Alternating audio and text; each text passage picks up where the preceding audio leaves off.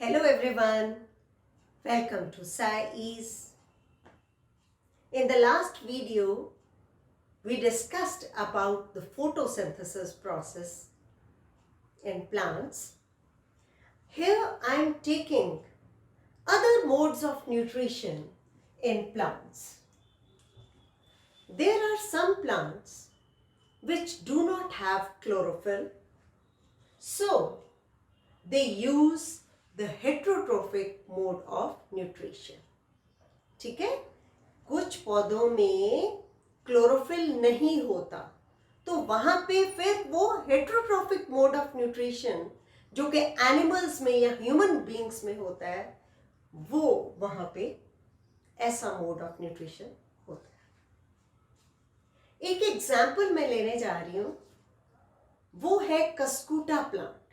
आप लोगों ने देखा होगा कि कुछ जैसे पेड़ लगा हुआ है और उसके ऊपर धागे धागे से येलो कलर की, suppose this is a tree, ये एक ट्री है,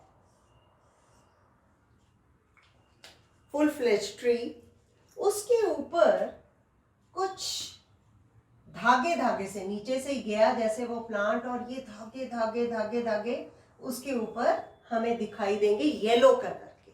ओके, ये तो ब्लैक पेन है इसलिए मैंने डिफरेंट पेन यूज किया। तो येलो कलर के ये थ्रेड्स हैं, दिस मीन्स वहां पे क्लोरोफिल नहीं है, वहां क्लोरोफिल एब्सेंट है। कैसे वो अपना भोजन बनाएगा जब क्लोरोफिल है ही नहीं है? तो वहां पे मोड ऑफ न्यूट्रिशन क्या होगा? Heterotrophic mode of nutrition.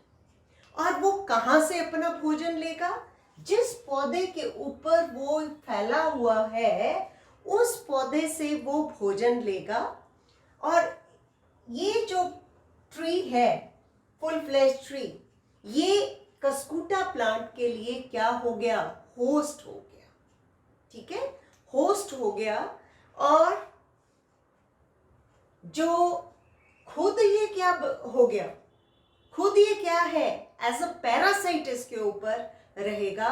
वो इसके जितने वैल्यूएबल न्यूट्रिएंट्स हैं इस पौधे के, उसको उस तक नहीं पहुंचने देगा, खुद यूज कर लेगा। ठीक है, so cuscuta does not have chlorophyll, it takes readymade food from the plant on which it is climbing, जिसके ऊपर वो क्लाइंब कर रहा है उससे वो रेडीमेड फूड ले लेगा। And the plant on which it climbs, उसको हम क्या बोलते हैं? होस्ट। ये होस्ट हो गया। ओके, एंड ये एज क्या रहेगा उसके ऊपर? Since it deprives the host plant, जो होस्ट प्लांट है उसको वैल्यूएबल न्यूट्रिएंट से ये डिप्राइव करता है, उस तक नहीं पहुंचने देता, इसलिए कस्कूटा प्लांट क्या कहलाएगा? It is known as the parasite. Okay, जैसे हमारे बॉडी के अंदर, स्टमक के अंदर कई बारी छोटे छोटे पिन वर्म्स हो गए, कोई भी कीड़ा हो गए, वो कहाँ से भोजन ले रहे हैं? वो हमारे जो भोजन हम खा रहे हैं वो पार्ट ऑफ इट वो यूज कर रहे हैं। ठीक है, तो होस्ट कौन हो गए? हम हो गए। ओके, और वो जो वर्म्स है वो क्या एक्ट करेंगे? As a parasite. I think this term parasite that is clear to all of you, और host क्या होता है वो भी आपको पता चल गया होगा। तो ये रफ सी डायग्राम जो है मैंने किस प्लांट की बनाई है? कस्कूटा। ओके, सो ये तो हुआ एक mode of nutrition. Now the second mode of nutrition I am going to discuss.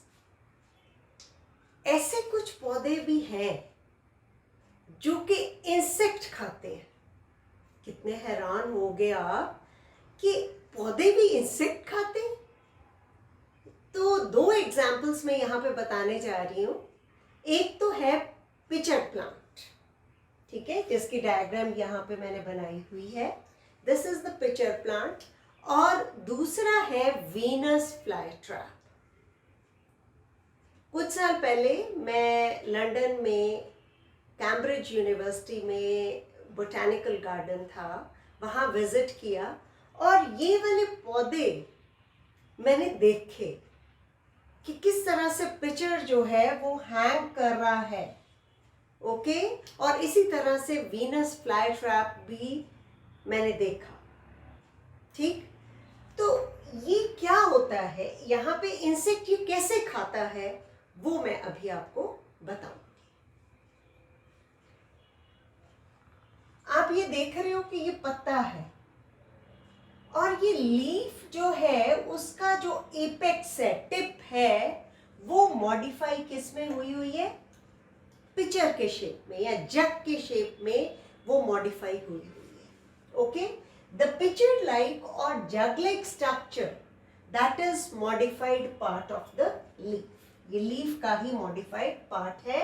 और जो एपेक्स है लीफ की, it forms a lid, apex जो है वो लिड बना देगा which can open and close the mouth of the pitcher, ठीक है। यहाँ पे ये पिचर बना हुआ है और उसका आप देख रहे हो ऊपर लिड भी है कि जब इंसेक्ट अंदर गया तो ये लिड क्लोज हो जाएगी। और इसके अंदर क्या है, inside the pitcher are hair which are directed downwards, नीचे की तरफ वो हेयर है सारे अंदर की सरफेस में। क्यों ऐसे डाउनवर्ड्स है, ताकि इंसेक्ट आए और वो नीचे को उसको पुश करते। When an insect lands in the pitcher, the lid closes, lid ने close हो जाना है। देखो कितना, आप देख रहे हो कि भगवान ने क्या क्या चीजें बनाई हैं। तो lid close हो जाएगा और जो उसमें इंसेक्ट ट्रैप हुआ है that gets entangled in hair, hair में वो एंटैंगल फंस जाएगा। और जो इंसेक्ट की डाइजेशन कैसे होगी, जो पिचर है वो कुछ डाइजेस्टिव जूसेस सिक्रीट करेगा जिससे कि इंसेक्ट की डाइजेशन हो जाएगी, okay. The insect is digested by the juices secreted by the pitcher. So insect eating plants को हम क्या बोलते हैं, इंसेक्टिवोरस प्लांट्स, इंसेक्टिवोरस प्लांट्स। तो एग्जाम्पल मैंने दो बताए आपको, एक तो पिचर प्लांट है, दूसरा वीनस फ्लाई ट्रैप। तो कितना मतलब ये इंटरेस्टिंग चीज है कि पौधा जो है वो इंसेक्ट खा रहा है, ओके। जैसे कि एनिमल्स खाते हैं ना, या लिजर्ड वगैरह वो इंसेक्ट पकड़ लेते, ये भी जो है इंसेक्ट खाता है। इसलिए इसको क्या बोला जाता है, इन दोनों प्लांट्स को, इंसेक्टिवोरस प्लांट्स। तो मैंने एक तो आपको बता दिया कि कैसे एज पैरासाइट रहता है, कस्कूटा के केस में पैरासाइट कैसे प्लांट रहता है दूसरे प्लांट के ऊपर, होस्ट प्लांट के ऊपर। दूसरा मैंने आपको बताया कि कैसे ये इनका मोड ऑफ न्यूट्रिशन इंसेक्टिवोरस भी होता है कुछ पौधों का। अब थर्ड मोड ऑफ न्यूट्रिशन कौन सा है, it is saprotrophic mode of nutrition. सबसे पहले मैं आपको ये बताऊंगी कि ये सेप्रोट्रोफ्स होते क्या है। सेप्रोट्रोफ्स वो ऑर्गेनिज्म है जो कि डेड ऑर्गेनिक मैटर के ऊपर डिपेंड करते हैं। You must have seen the रॉटन bread having black structures over it, ठीक है। वो जो काला या ग्रीनिश कलर की उसके ऊपर फंगस लग जाता है, ठीक है। तो वो फंगस क्या करता है, फंगस भोजन कहां से लेगा, वो भोजन लेगा ब्रेड से, ओके। तो fungi have a different mode of nutrition, they absorb the nutrients from the bread. और इस ब्रेड को अगर हम माइक्रोस्कोप के अंदर रखें तो हमें कुछ इस तरह के स्ट्रक्चर्स दिखाई देंगे जो कि ये हेल्प क्या करेंगे कि फूड जो डेड एंड डिकेड मैटर है, दैट इज अ ब्रेड, उससे ये भोजन ले लें, okay. So this mode of nutrition in which organism take in nutrients from dead and decayed matter, that is called the saprotrophic mode of nutrition. और ऐसे organisms को हम क्या बोलेंगे? saprotrophs. ठीक है, फंजाई जो है वो लेदर गुड्स पे भी लग जाती है, पिकल पे भी लग जाती है, बहुत जगह पे आपने देखा है कि जब चीज़ खराब हो जाती है तो उसके ऊपर फंजाई लग जाती है, अगर उसको इस तरह से ह्यूमिड कंडीशंस से मिले तो this is the third mode of nutrition, that is a saprotrophic mode of nutrition. अब हम लास्ट मोड ऑफ न्यूट्रिशन करने जा रहे हैं जिसको हम बोलते हैं सिम्बायोसिस. म्यूचुअल बेनिफिट एक दूसरे को हो रहा है. ठीक है, so some organisms live together, दोनों इकट्ठे रहते हैं और शेल्टर एंड फूड या न्यूट्रिएंट्स जो है वो इकट्ठे शेयर करते हैं. ऐसे relationship, this relationship that is known as symbiosis. In introductory video also I have told you कि जो लेग्यूमिनस पॉड बियरिंग प्लांट्स हैं उनकी रूट्स में कुछ गांठें होती हैं जिनको नोड्यूल्स बोलते हैं. उनके अंदर राइजोबियम रहता है, बैक्टीरिया, और राइजोबियम को शेल्टर मिल गया, फूड मिल गया, और वो क्या करता है प्लांट के लिए? फ्री एटमॉस्फेरिक नाइट्रोजन को नाइट्रेट्स में चेंज करता है, प्लांट को न्यूट्रिएंट्स मिल गए. ठीक है, तो इसके अलावा कुछ ऑर्गेनिजम्स जो है जैसे कि फंजाई है, that live inside the roots of the plants, and the plant provide nutrients to the fungus, and in return fungus provides water and certain nutrients. Symbiosis की एक और एग्जाम्पल बहुत अच्छी है, वो है लाइचन्स. लाइचन्स किसके बने होते हैं?